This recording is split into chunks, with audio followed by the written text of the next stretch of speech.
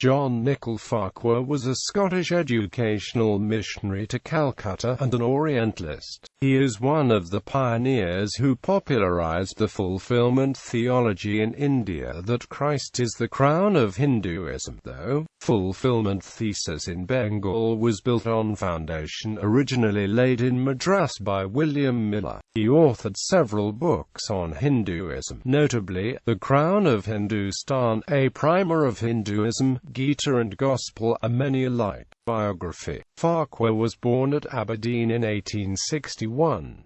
He was educated at Aberdeen Grammar School and Aberdeen University and served an apprenticeship as a draper, but he returned to school at an age of 21, and finished his studies at Oxford University. With no prior ordination, he was recruited by London Missionary Society as a lay educational missionary and sent to India in 1891. He arrived at Calcutta and started his missionary work by teaching at Bhawanipur for 11 years from 1891. He joined Young Men's Christian Association in 1902 as a national student secretary, later as a literary secretary, a post which he held until 1923.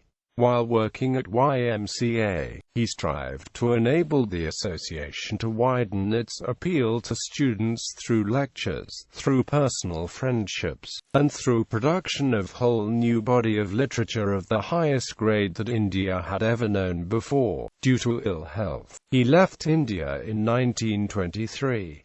He spent last 6 years of his life working as a professor of comparative religion in the University of Manchester. He died in Manchester in 1929. Bibliography. During his stint at YMCA, he wrote several books, notably The Crown of Hinduism in 1913, A Primer of Hinduism in 1914, and Modern Religious Movements in India in 1915, and edited many more. In his famous publication The Crown of Hinduism, he aspired to present Christ, rather than an organizational structure or intellectual system, to India.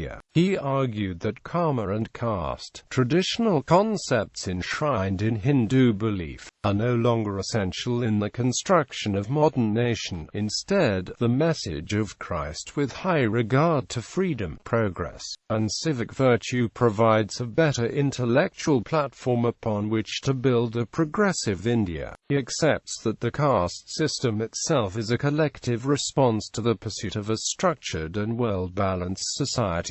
Still, he points at the caste system for devoid of social justice and egalitarianism. However, he says a society that embraces the heart of Christ's message will inevitably develop social freedom for citizenry. According to Farquhar, his work An Outline of the Religious Literature of India, published in 1920, clearly demonstrates his excellent linguistic skills in both Bengali and Sanskrit languages.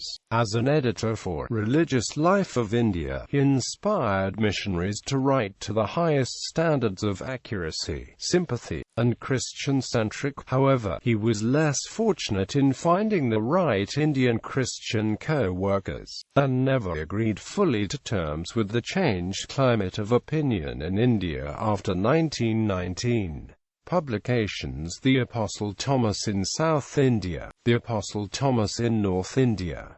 Bulletin of the John Rylands Library 10, 80-111. The Fighting Ascetics of India. An Outline of the Religious Literature of India. Modern Religious Movements in India. A Primer of Hinduism. The Crown of Hinduism. The Approach of Christ to Modern India. Gita and Gospel. Permanent Lessons of the Gita. Fulfilment Theology. According to O. Kandaswamy Chetty, biographer of Dr. William Miller. For Miller, Christ was the friend of all that was good and true, not only in Christianity, but in Hinduism. The idea of Christ the Fulfiller was made familiar to the minds of South Indians of Madras Presidency long before Farquhar's The Crown of Hinduism, published in 1913. Even the colleagues of Miller like Bernard Lucas and T.E. Slater, author of The High Hinduism in Relation to Christianity, published in 1909, long before articulated fulfillment theology, at the World Missionary Conference held at Edinburgh in 1910 itself. Edinburgh Conference is considered as the starting point for modern theology of mission and also a launchpad of the modern ecumenical movement.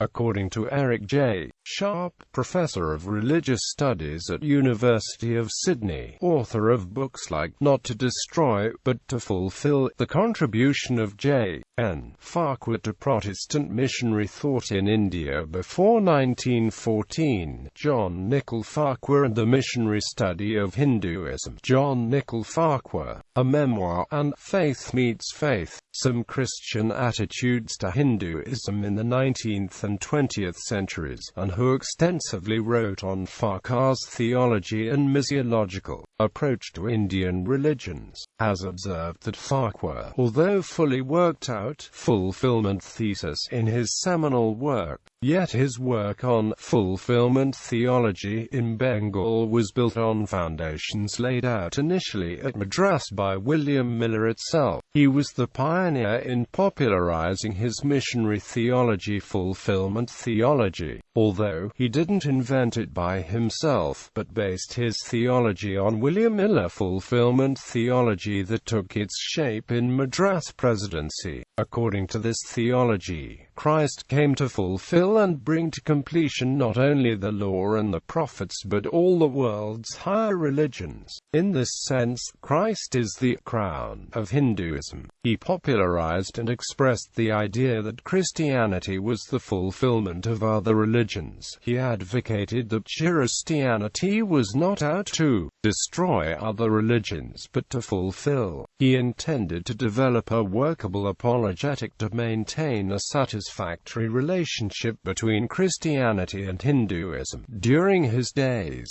there was a radical change in Indian Christian thoughts against Western Christianity. Sense of nationalism and self-consciousness was growing among Indians. Hindu nationalism started reasserting its opposition to Christianity. Christian missionaries were considering non-Christian religions as evil, and church union movement towards Christian unity was growing for Indianization and indigenization of church in its administration, liturgy and theology. With fulfillment theology, he affirmed that Christianity, or rather Christ, is the crown of Hinduism. He hoped progressive Hindus will embrace the Christianity. Christians, including Christian missionaries, would be more sympathetic to other religions, with an intention of developing satisfactory relationship between Hinduism and Christianity, rather than of mere exclusion. He gradually worked out his idea of I came not to destroy but to fulfill. In his publication The Crown of Hinduism, published in 1913, Farquhar argued that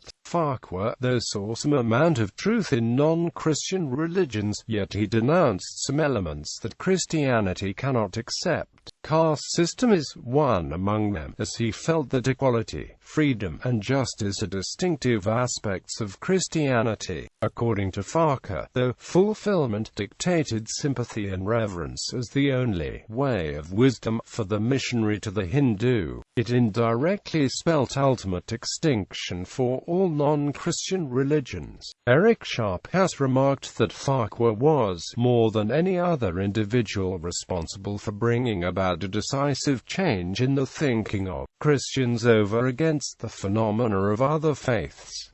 Quote, criticism. A.G. Hogg, professor at Madras Christian College and author of Karma and Redemption in 1904, criticized Farquhar's fulfillment thesis that says Christianity fulfills all the noblest aspirations of the Hindus, as Hogg perceived that in Hinduism there was searching and finding, and that a Christian was not offering what a Hindu was searching. Under certain circumstances, a Christian, however, could make the Hindu feel the need for what is available only in Christianity.